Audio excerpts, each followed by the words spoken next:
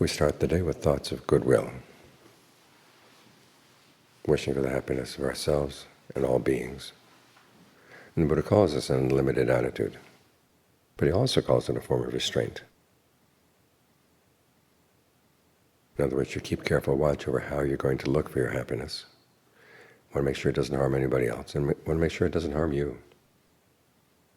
So restraint here goes both ways. One, restraint as to what goes out of you in terms of your thoughts, words, and deeds, what you say to other people, what you do to them.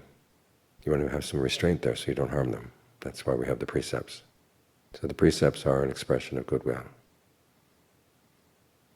But not only for other people, they're also an expression of goodwill for ourselves. Because if we break the precepts, we're going to create some bad karma for ourselves. So whatever pleasures we might get in breaking them are not going to last. The long-term consequences are going to be bad. Even more so when we think about taking things in from outside. Here too we have to show restraint. When you're looking at something, listening to something, ask yourself, why are you looking, why are you listening, what do you expect to happen? Most of the time our looking and listening and our engagement with all the other senses is pretty random. Whatever mood strikes the mind, you look here, you listen there. And the Buddha says you have to be more consistent, more thoughtful.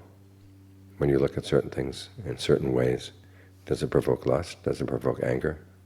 Does it provoke greed, jealousy? If so, why are you looking in that way? You're creating trouble for yourself.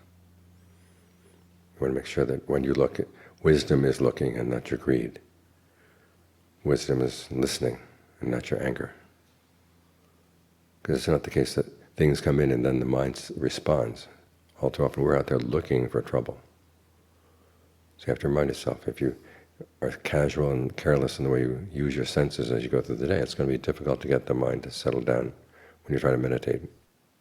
Whatever development you get in the meditation is going to be squandered. And be very careful how you look, how you listen, and then how you act. And that's how your goodwill can become unlimited, because you're not harming anybody. When you're harming people and then you say you have goodwill for them, it doesn't sound very honest. And when you're harming yourself and you say you have goodwill for yourself, how is anybody going to believe you?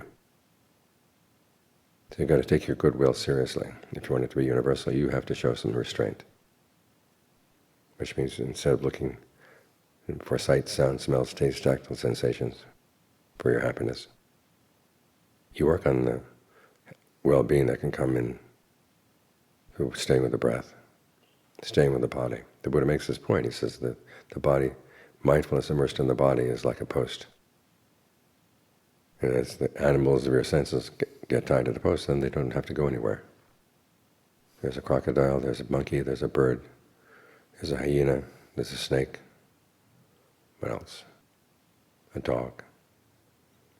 They're going to go in different directions.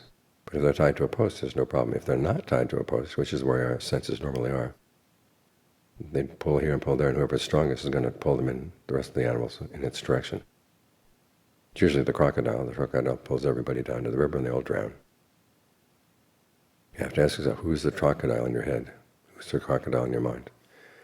Make sure at the very least that the strongest of those is tied down with a sense of well-being inside the body, so that you don't feel so much hunger to go out looking for things. That's why the animals are going out to begin with. They're hungry. But you can keep the mind well fed,